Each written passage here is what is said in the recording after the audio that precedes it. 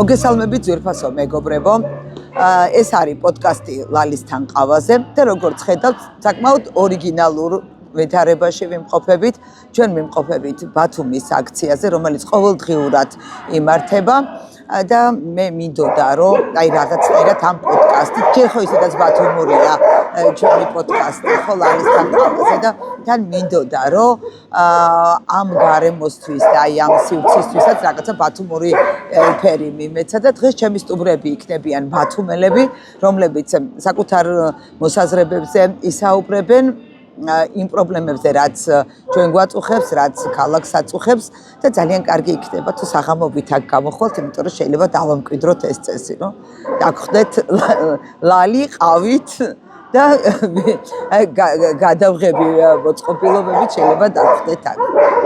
მოკლედ დღეს მართალი გითხრათ, ისიც არ ვიცი ვინ იქნება დღეს ჩემი სტუმარი.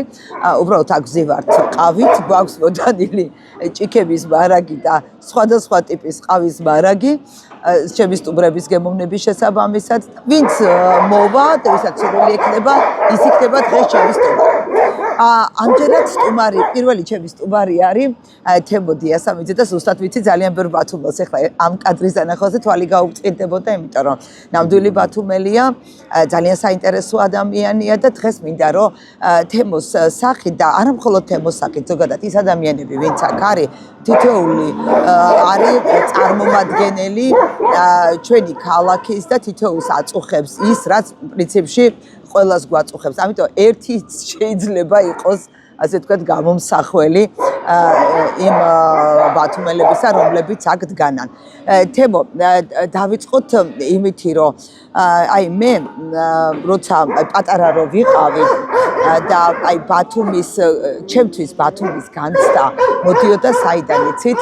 აი ის უღელტეხილიდან ადრე ხო ახალი გზა რო არის, მწვანე კონცხიდან რო გადმოდიოდა. მწვანე კონცხიდან აი გაზაფხული იყო რესტორანი და აი იქ რო ავიდოდა მანქანა და იქიდან რო გადმოვიხედავდი და ამ ჩემი ქალაქის ყურეს რო გადმოვხედავდი, გულის ფანცქალი მეწყებოდა რაღაცა სხვანაირი ემოცია იყო, იმიტომ რომ ძალიან ლამაზი ქალაქი გვაქვს, ყოველთვის ლამაზი იყო ეს ქალაქი და მახსოვს ერთხელ ბუდაპეშტში ვიყავით და უნგრელებმა გვაჩვენეს, რომ ჩვენიო ისაო ხედიო, ასეო იუნესკო იცავსო ამ ხედსო და რო გადმოვხედე ვიფიქრე, არა, ბათუმის ხედს ვერ ჯობია. აი რა არის შენთვის ბათუმი და მე მგონი იმიტომაც ხარ აქ, ყოველ საღამოს ხვდებით ხოლმე აქ, რომ შენთვის ბათუმი არის ძალიან მნიშვნელოვანი, იმიტომ რომ ფაქტობრივად ჩვენ ხო კაი სათხილგზელო გვაქვს, ადგილობრივი ღელეღურდანის სათხილგზელო, ხო? ეს არის ისა როგორ გადიხარ შენი იმ ადგილობრივი და შენი სადაც დაიბადე და საიდანაც ასე ვთქვათ სამყაროზე გახვედი, ეს როგორ არის ეს პატარა ლოკალური ადგილი, როგორ არის მთელი სამყარო, ხო რაღაცა ასეთი ფილოსოფიური სამყაროს მოდელი არის, რა თქმა უნდა.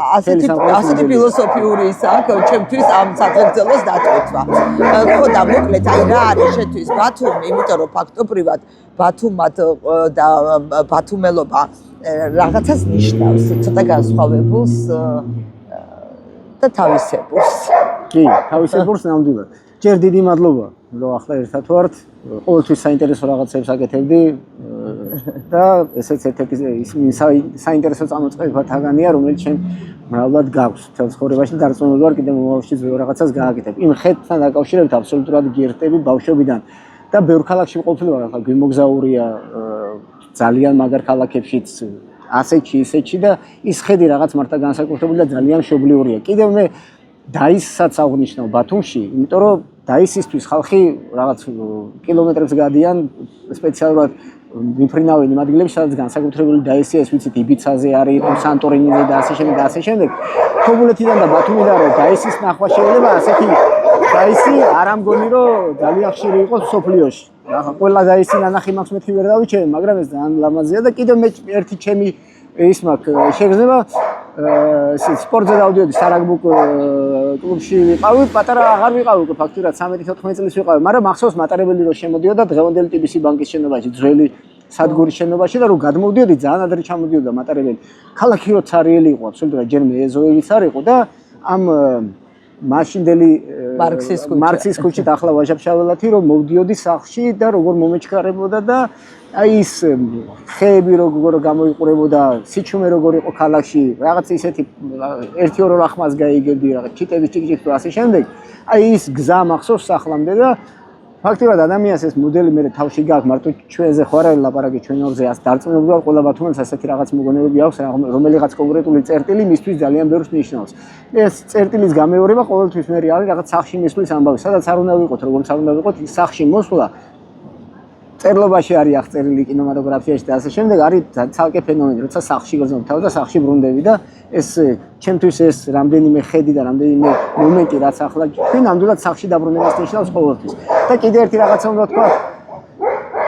სოფლიოში უამრავი ქალაქია და ბათუმზე ახლა თუ კრიტერიუმებს ავიღებთ, შეიძლება კრიტერიუმები ზოგიერთი ჯობია, მაგრამ როგორც ახლა შეყვარება არის, ხალი შეგიყვარდება, შეიძლება სტანდარტული რაღაცა ფეხის სიგრძე და თეძოების გარშემოწერილობა და რაღაცეები სხვა არის, სტანდარტებია, მაგრამ შენ რაღაცა განსაკუთრებულისთვის გიყვარს კონკრეტული რომელიღაცა ქალაქი. ქალაქიც ეგ არის, ჩვენი ეს არის. რო შევადარო ახლა ნიუ-იორკ, სიდნეის და რა აზრია, ის სხვა კრიტერიუმები, ჩემი ქალაქი ეს არის, ჩემი სახლი ეს არის. ძალიან მაგრად მიყვარება, თან გაგვიმართლა რომ მაგარი ქალაქია მართლა.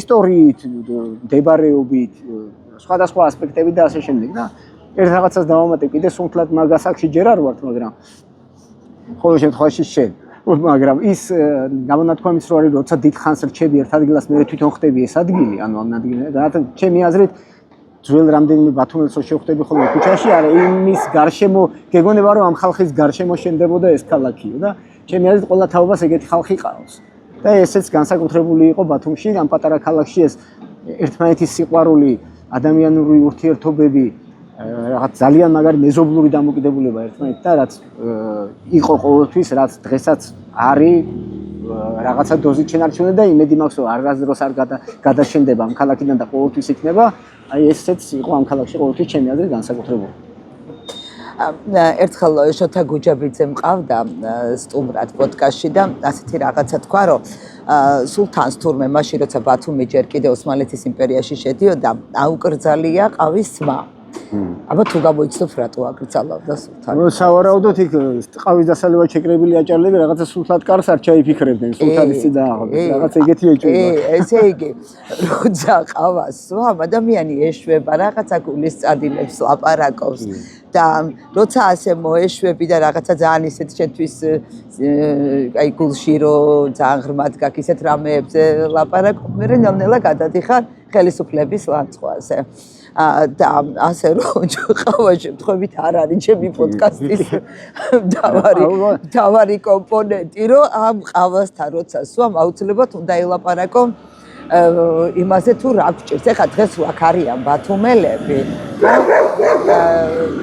ისთვის ვართ სხვათა შორის ძალიან მწოს ეს ფორმატი იმდენად უკვე უნარებში მაქვს ყოველ საღამოს აქ მოსვლა რომ ხო რაღაცა პირველად ცოტა ისეთი იყო დაძაბული მოვდიოდი მერე ვალდებულად თვლიდი თავს ეხლა უკვე მომწონს აქ მოსვლა და გამოთქვი ასეთი აზრი რომ ასე ახალი ხელისუფლება რო გვეყოლება ხო არ დავდგეთ აქ ბათუმელები და თუ რაიმე შეცდომა ექნება ყოველ საღამოს აქედან უნდა მივაწვდინოთ ხმა ახალ ხელისუფლებებს. პატარა აგორასავით ხო არ გავაკეთოთ, იმიტომ რომ თავისთავად წარმოიშვა რაღაცნაირად ეს ადგილი, აი ამ პროტესტის ადგილად. ეს მუდმივი პროცესი არის და ამის დარწმუნებული ვარ რომ ადამიანები ახლა სულ სხვა საზოგადოება იზრდება ახლა ჩვენს თვალწინ, ჩემი აზრით.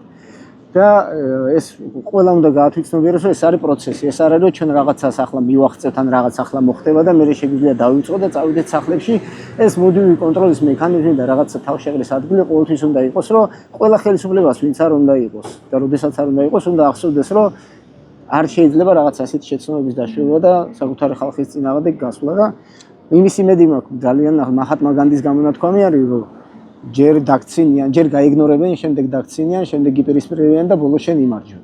აი რაღაც მე ასეთი პროცესის ნაწილი ვიყავ. ეხლა რომელ ფაზაში? ახლა მე მგონი დაპირისპირება უკვე, იმიტომ რომ დაიგნორება და დაცინვა გადავიარეთ. გავიარეთ. ხო და დაპირისპირების და იმაში ვარ და მე იმედი მაქვს რომ ეს გამარჯვებაც მოვა და ეს არ არის ვიღაცის ნიშნის მოგებით გამარჯვებას, მაგრამ არ მგონი ხო ჩვენ ამ ქვეყანაში ხო ერთად ვცხოვრობ და ერთად უნდა ვიცხოვროთ. რა თქმა უნდა ეს ტკივილი იქნება და გაცილებით უფრო დიდი ტკივილი გადაუტანია ქართველებსაც და სხვა ერებსაც. ეს დარწმუნებული ვარ, რომ როცა ცვლილება მოვა და მე ვფიქრობ, რომ ცვლილება აუცილებლად მოვა, ეს ადამიანები, რომლებიც დღეს ძალიან დაპირისპირებული ვარ და ძალიან გაუცხოებული ვართ ერთმანეთთან, მაინც ერთ ქალაქში გავაგრძელებთ ცხოვრებას. ასე იქნება. რა თქმა უნდა, ეს პირველ პერიოდში ჩვენ ერთმანეთთან რაღაც სათქმელი გასარკვევი რაღაცები გვექნება.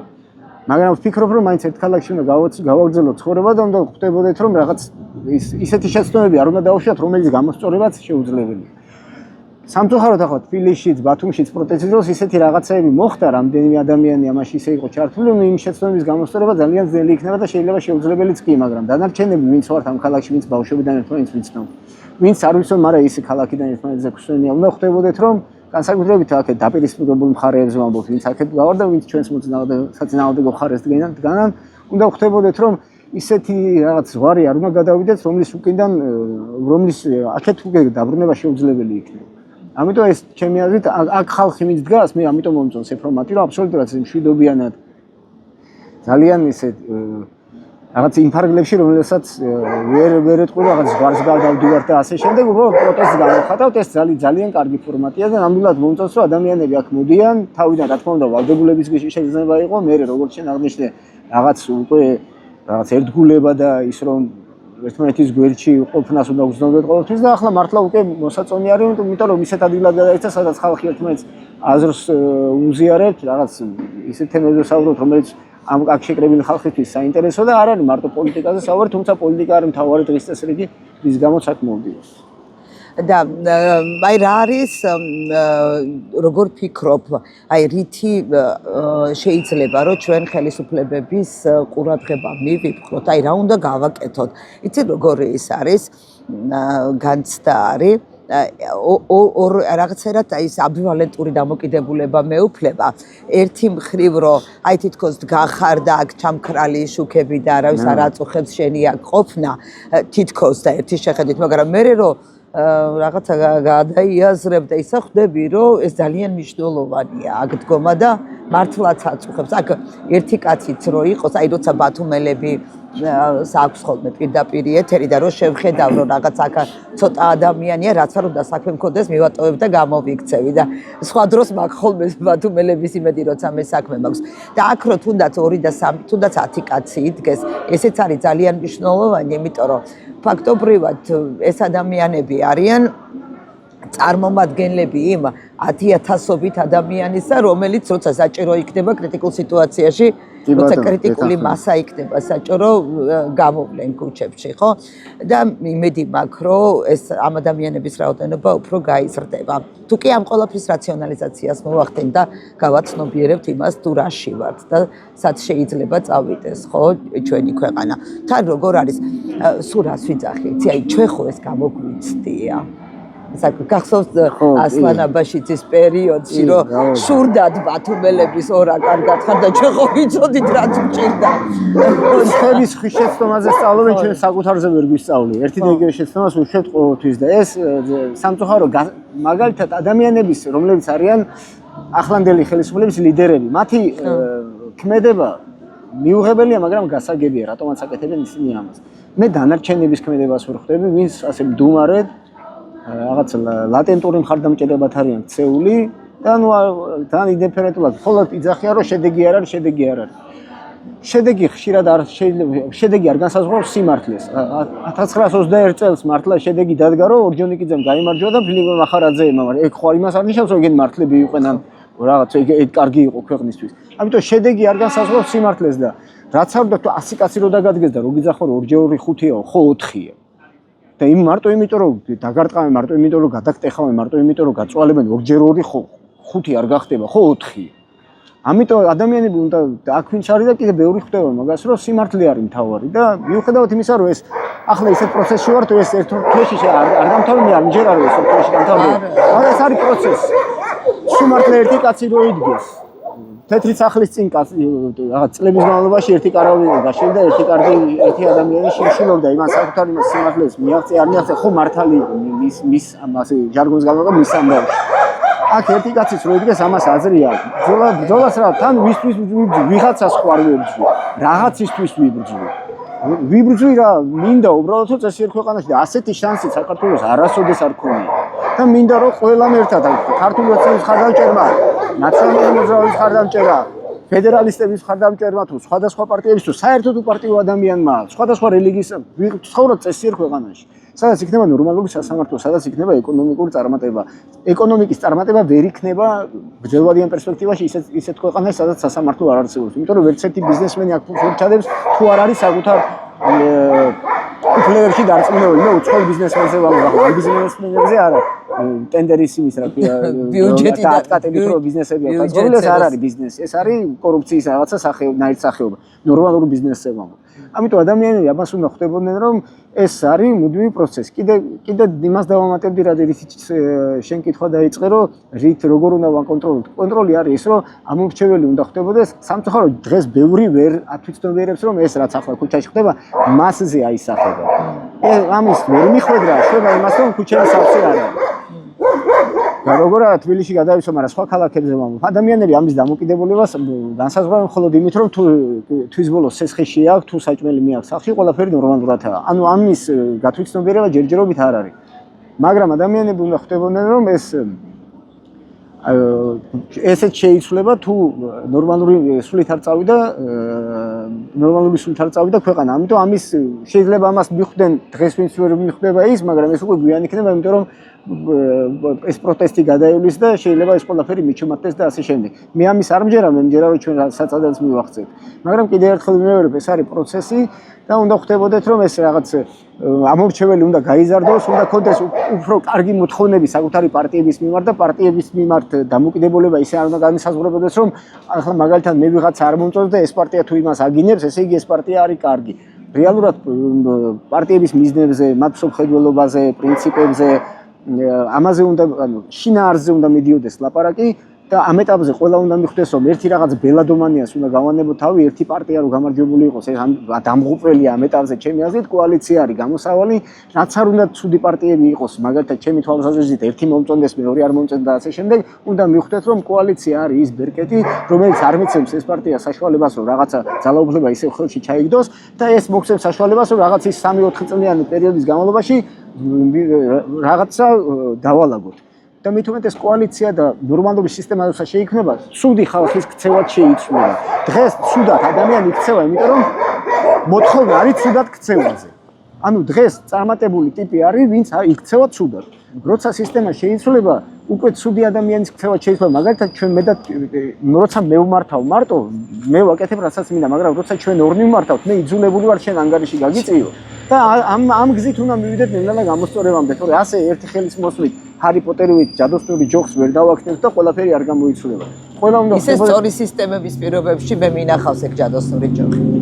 ხო, სწორი სისტემა უკვე არის ჯადოსნური ჯოხი, რომელიც ნელა თვითონ დაალაგებს ყველაფერს. სისტემაც, ანუ ეს ორგანიზაციულად ისე არის ახლა ჩვენ ქვეყანაში ეს ხელისუფლება და სასამართლო და ეს ყველაფერი გაჯერებული, რომ ქცევის მოდელი ხალხის არის ცუდი, ანუ მოთხოვნა არის ცუდ ქცევაზე, ცუდ ადამიანზე და ყველაფერი ეს ემსახურება რაღაც ვერტიკალს, რომელიც არის კორუფციაში ჩაფლული, ამის შესანარჩუნებლად მას კონკრეტული რაღაცები ჭირდება, არაფერში არ ჭირდება ახლა კორუმპირებულ ადამიანს, წესი არის სასამართლო. და ამის უფლებას აძლევს, აქედან გამომდინარე არის, რომ ბევრი ადამიანი ინტერესის გამო არის მაგალითად მიკენდებული იმ მართულ პარტიას და არა რეალურად შეხედულებიდან გამომდინარე, რომ ევროპა არის დამღუპელი, ამერიკა დამღუპელი და რუსეთი არის გადამრჩენილი. არა, ინტერესიდან გამომდინარე. ყველა სასაცილო რა არის, იცი, ამ დამღუპელ ევროპებში თვითონ რო დაცამცარებენ პირველ რიგში. ყველა რას ლაპარაკობთ, შვილები იქ სწავლობენ, თვითონ იქ განათლება აქვს მიღებული და ეს არის სიტუაციური რაღაც მედროვეობა არის, მეტი კი არაფერი. ანუ სამი ტიპის ხალხი არის, ერთი არის რაღაცით შეშინებული, მეორე არის მედროვეები და მესამე არიან კონკრეტულად რუსეთის აგენტები. ხო, ანუ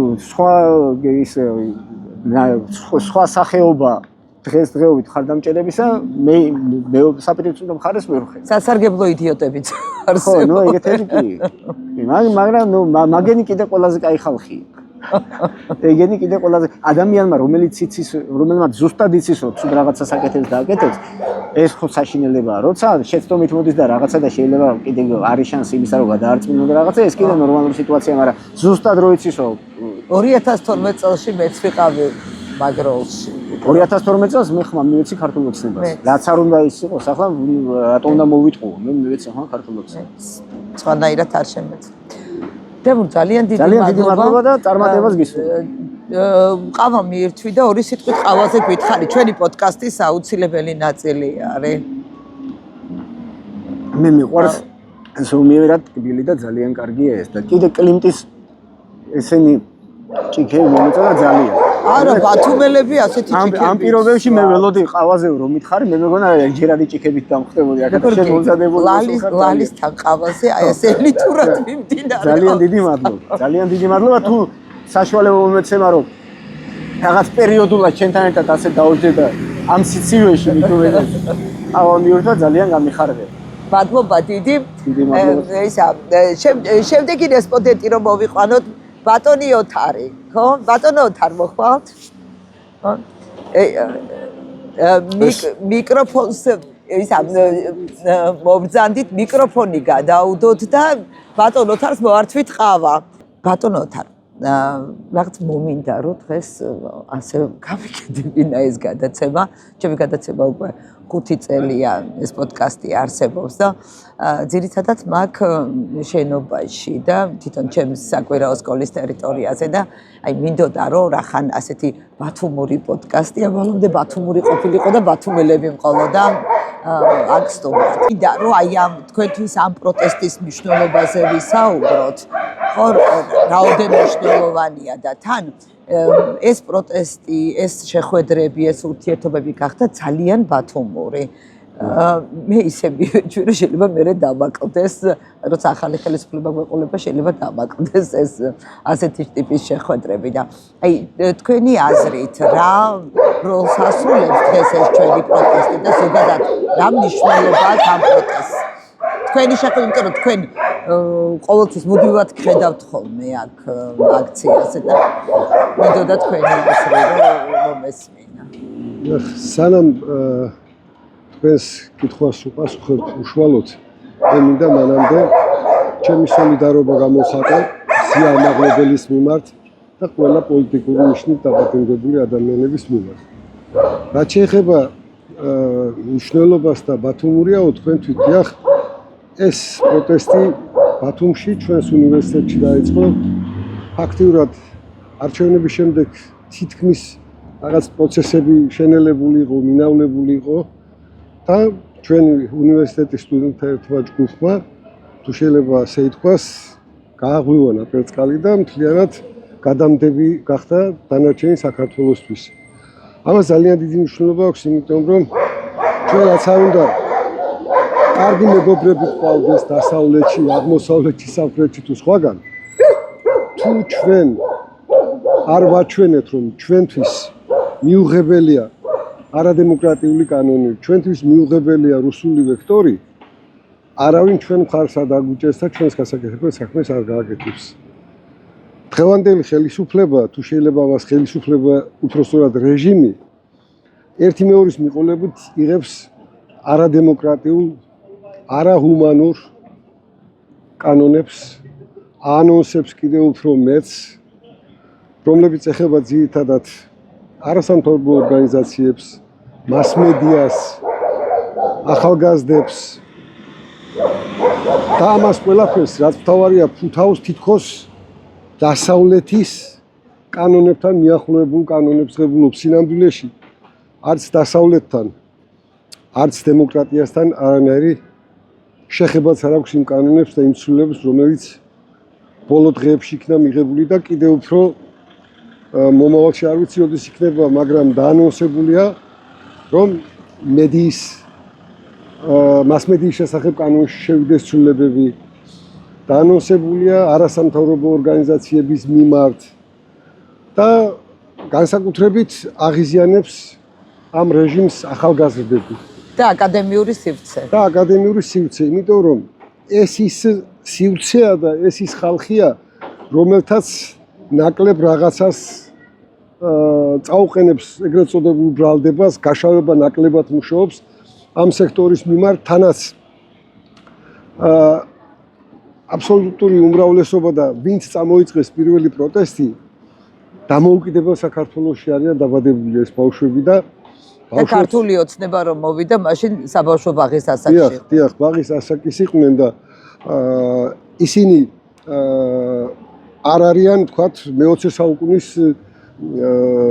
საუკუნეში არ უცხოვრიათ, კომუნიზმის დროს არ უცხოვრიათ, თავისუფალ საქართველოში დაიბადნენ და არ სურთ რეჟიმს შეეგუონ. იცი რა, მე დავიბადე საბჭოთა საქართველოში, დავიბადე და ვცხოვრობდი საკმაოდ შეგნებული პერიოდი, მაგრამ მეც არ მინდა დაუბრუნდე იმას და გეთანხმებ ქალბატონი, მეც იგივე შემეძლია ვთქვა, მე ისეთ ოჯახში გავიზარდე, რომ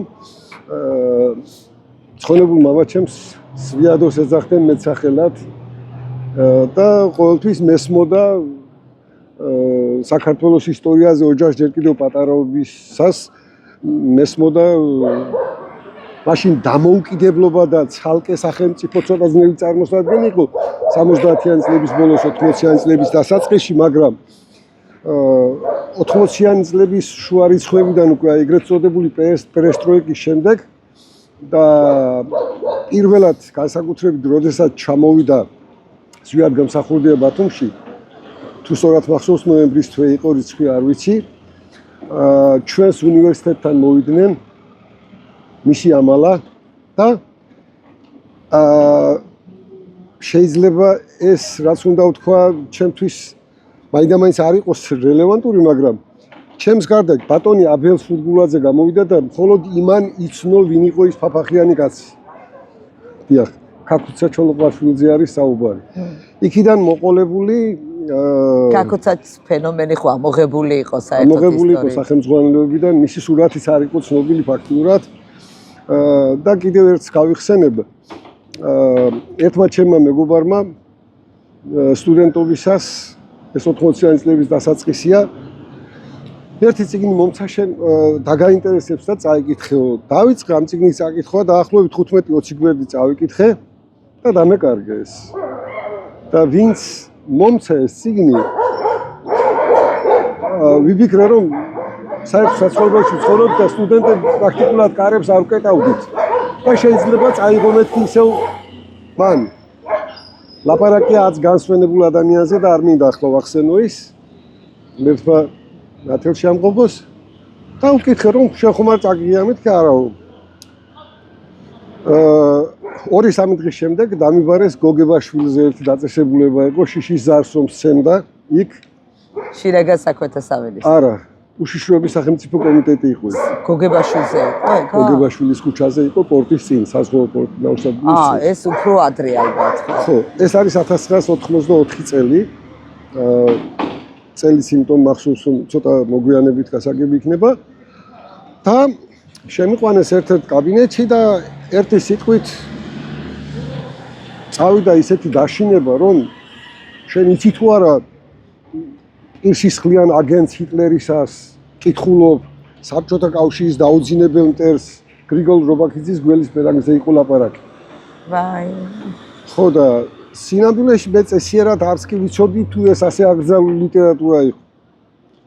და დაახლოებით 1 წელი არც კი გასულა.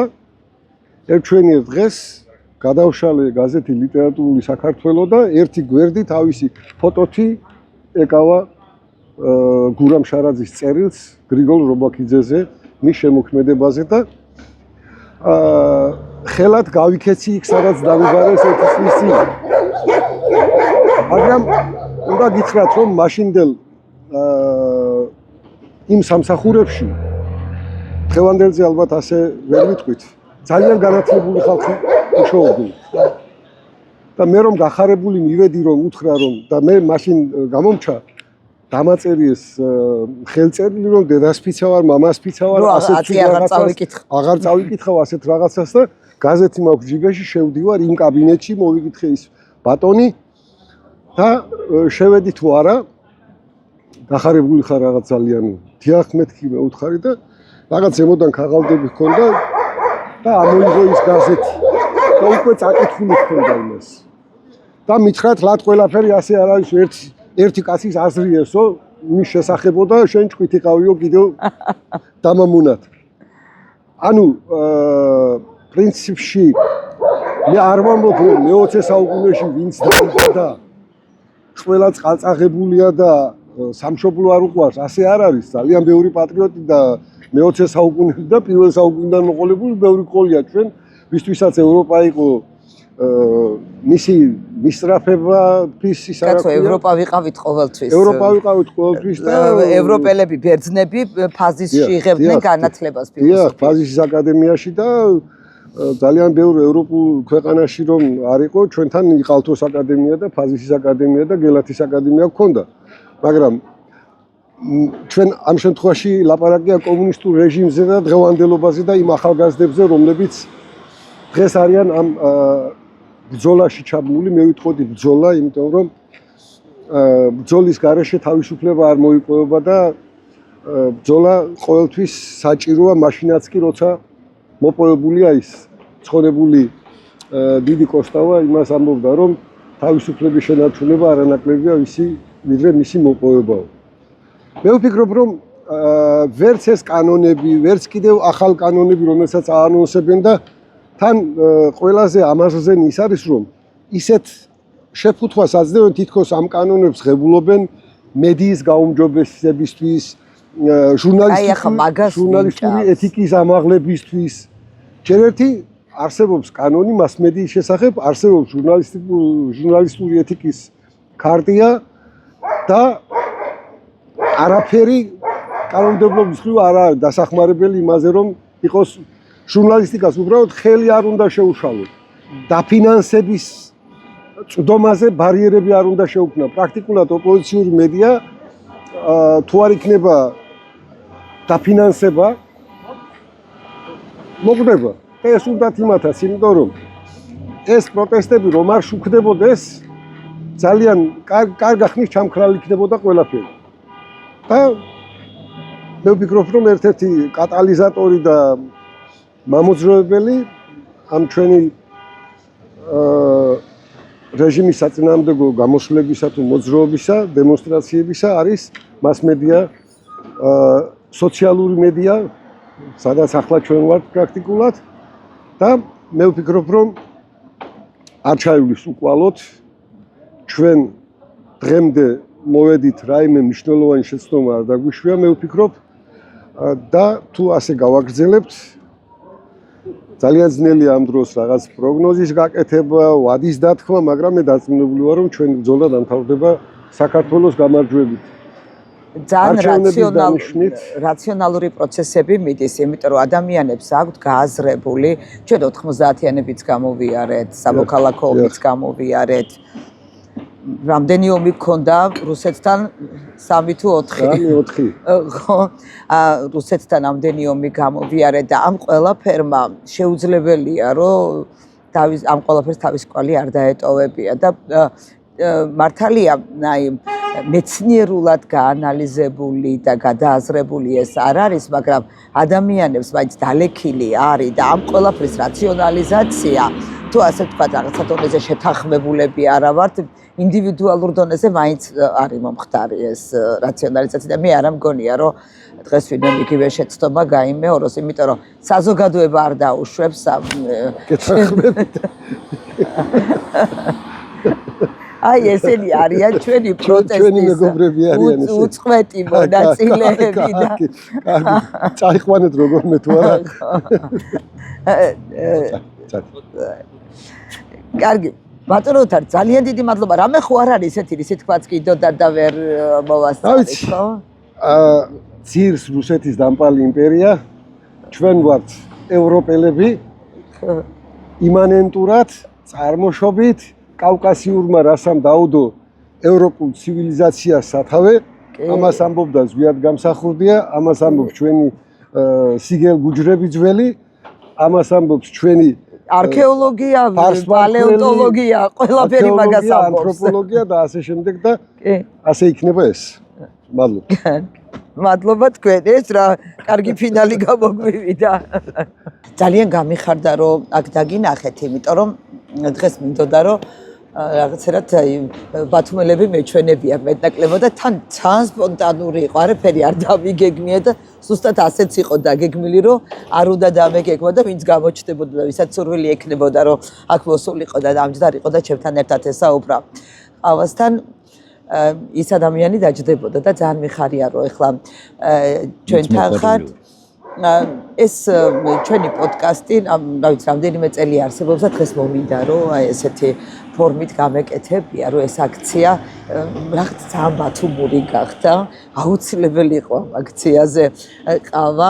აქ ყავს ჩვენ ერთი ყავით მომარაგებელი, ძალიან კარგი ადამიანი და რაღაც მეც მოვიდა, რომ რაღაც ელფერი შემომეტანა რა ამ ჩვენს აქციაში და მინდა რაღაცა თქვენი სათქმელი თქვათ, ხო? აი რატო ხართ აქ და მე კი ვიცი რატო ხარ და ბათუმელებმა ვიცით რაღაცელეთ რომ გააჟღეროთ ის რომ რა არის თქვენი აქ ყოფნის მიზანი, მიზეზი, მოტივი. უბრალოდ ეს არის იმის გაცნობიერება, რომ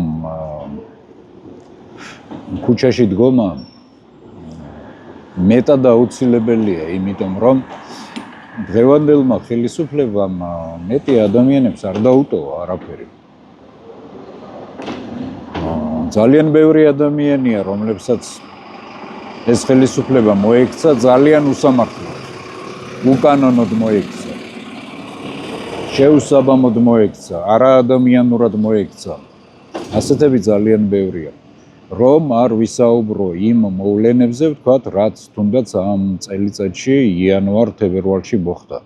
მანამდე წლების წინ ძალიან ბევრჯერ გამოავლინა ამ მთავრობამ საკუთარი ბუნება, საკუთარი თავი ძალიან ცუდი კუთხით და ამიტომ ეს ბუნებრივია, რომ როდესაც ერთხელ ხალხმა საქართველოს მოსახლეობამ აირჩია ეს ხელისუფლება და მერე ის არასრულებს მასზე დაკისრებულ ფუნქცია მოვალეობებს და მოქმედებს აბსოლუტურად საკუთარი სურვილებისა და საკუთარი რაღაც სიმდიდრესთან დაკავშირებული მოთხოვნების დასაკმაყოფილებლად და არა ხალხის მოთხოვნების დასაკმაყოფილებლად ამ სიტუაციაში ადამიანებს ეწყებათ გარკვეული მოთხოვნები, მიმართავენ ზემდგომეებს, მიმართავენ სასამართლოს, მიმართავენ სხვადასხვა ინსტანციებს, მაგრამ ისინი ვერ პოულობენ სამართალს და როცა ვერ პოულობენ და ასეთების რიცხვი იზრდება, ბუნებრივია ისინი შემდეგ იწყებენ ქუჩაში დიდი რაოდენობით გამოსვლას. ფაქტობრივად ხელისუფლებამ დაკარგა მგრძნობელობა ხალხის სხვათა შორის ადრე აი სულ პირველ ეტაპზე ქონდათ.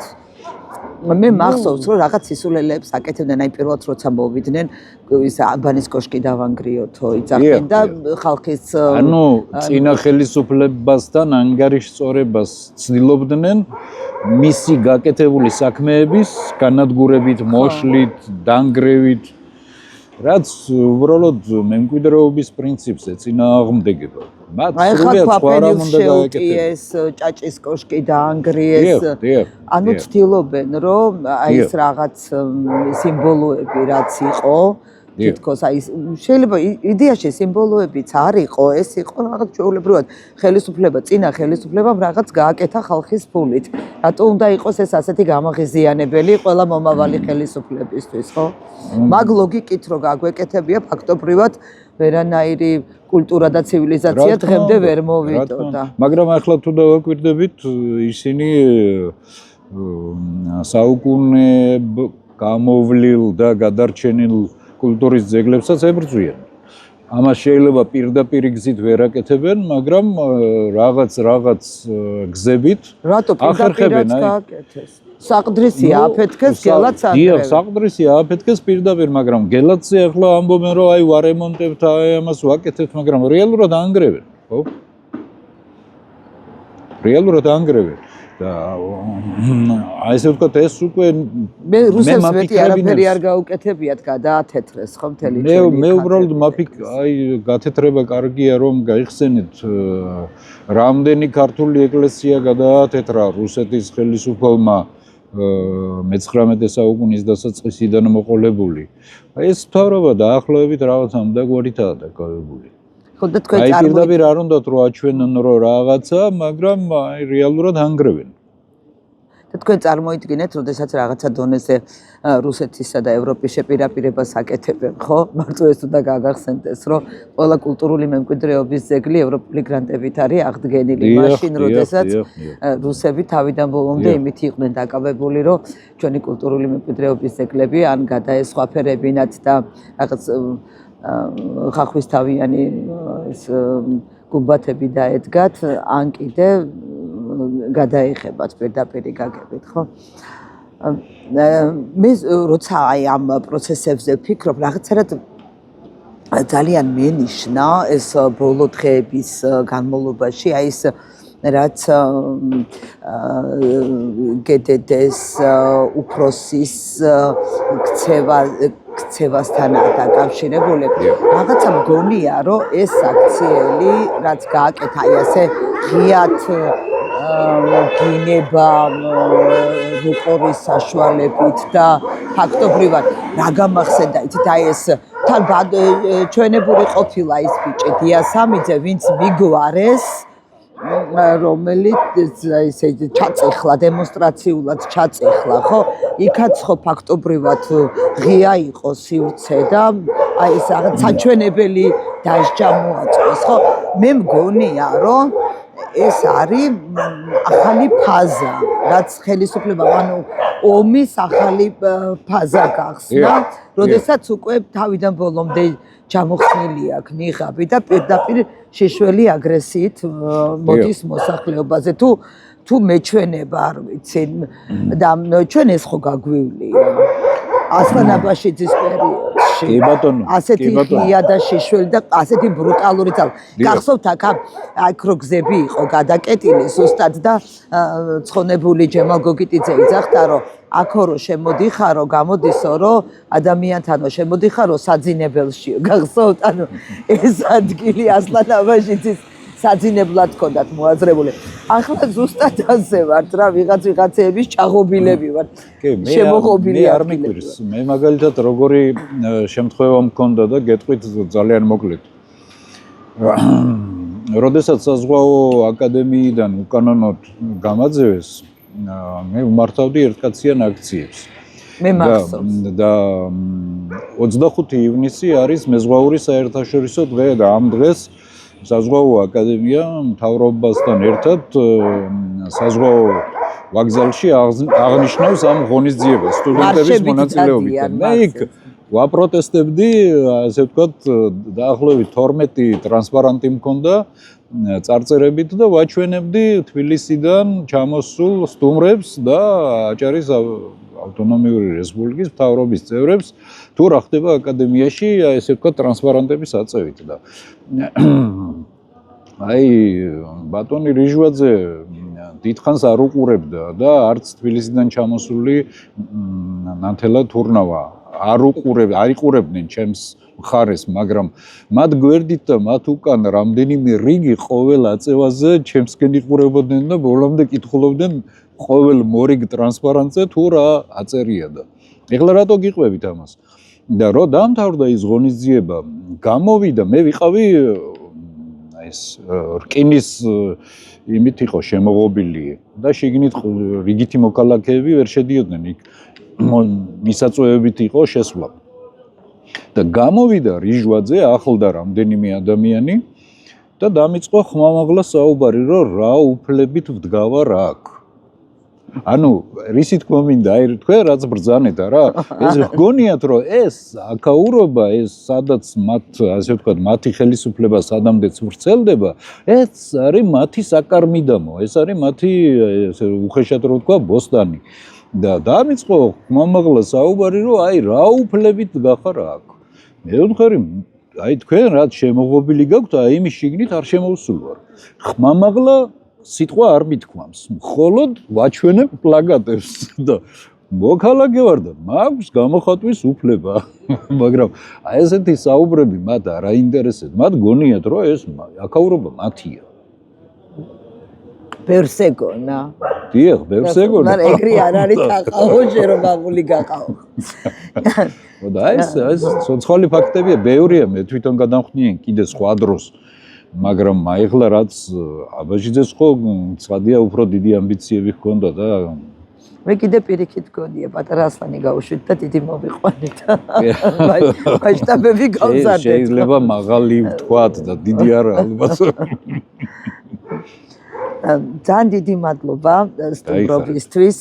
მგონია რომ ბათუმელებისაც საინტერესო იქნება, იმიტომ რომ აბსოლუტურად განსხვავებული სტუმრები მყავდა, თან ისეთები რა თვითონ რომ გამოხატეს სურვილი რომ მოსულიყვნენ ჩემთან. ეს იყო პოდკასტი ლალისთან ყავაზე და მგონია რომ ძალიან საინტერესო, ძალიან ბათუმური და ძალიან უშუალო გამოვიდა და ამ პოდკასტის სახელი, ამ გადაცემის სახელი არის ბოლომდე. ყავა უნდა დალიოთ ბოლომდე. ყანწი უნდა დაცალოთ ბოლომდე. ჩემთვისაც ძალიან საინტერესო იყო, ძალიან ესე ვთქვათ არაჩვეულებრივი გარემოა სიტუაცია და მე არ ველოდი ახლა ამ საღამოს რომ აი ასეთ გარემოში აღმოჩნდებოდი. ამიტომ გადასაღებ მოედანზე თქვენთან ერთად და საქმეც უნდა მივიყვანოთ ბოლომდე. კი, საქმე აუცილებლად ბოლომდე, იმიტომ რომ დავიწყეთ ბოლომდეა მისაღები. დიახ. მე ყოველ შემთხვევაში ყოველ საღამოს მოვდივარ უკვე რამდენიმე თვეა. მათ შორის უამინდობის დროსაც ისე სხვა საქმეებიც ბევრი მაქვს, მაგრამ აქ რო არ მოვიდე, უკვე ისე მივეჩვი, რომ არ შემიძლია რომ აქ არ მოვიდე. იმიტომ რომ ძალიან ბევრი ადამიანი გავიცანი, ძალიან აი ესეთი გულითადი ურთიერთობები ჩამოყალიბდა. ყოველ საღამოს ხვდებით ერთმანეთს, მთავრობა ზოგჯერ ამბობს, რომ ერთი და იგივე ადამიანები მოდიან.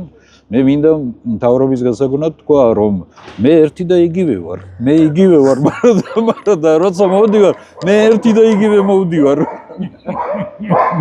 კი ბატონო. ერთმა კარგმა ბათუმელმა ამირან ვადაჭკორიამ დაწერა ამის წინ ერთი პოსტი, რომელიც ძალიან მომეწონა. ერთი უნდა გავაზიარო ეგ პოსტი, ასეთი რაღაცა თქვა, რომ ისეთი პერიოდიაო, რომ რომელ მხარეს გახარო, სივშია ჩასაწერიო. ხო და მე მგონია, რომ აქ რო ვდგავართ, ეს უკვე ჩვენი CV-ის და ჩვენი პატარა ბიოგრაფიის ნაწილია. კი ბატონო, ძალიან დიდი მადლობა. საინტერესო იყო თქვენთან ამ საღამოს ეს საუბარი. და მესიჯი, რომელიც არის ჩვენი დღევანდელი პოდკასტის, ეს არის ბოლომდე. ეს არც ყოველთვის ვიცვებით, ცდობს ყველა მიცის, რომ საქმის ბოლომდე მიყვარს და რასაც დავიწყებ, აუცილებლად მივყავს ხოლმე ბოლომდე და ეს საქმეც ბოლომდეა მისაყვანი და მარტო ჩემგან არა. აუცილებლად. ყველა ბათუმელი ჩართული იქნება ამ ამბავში და ყველა ქართველი.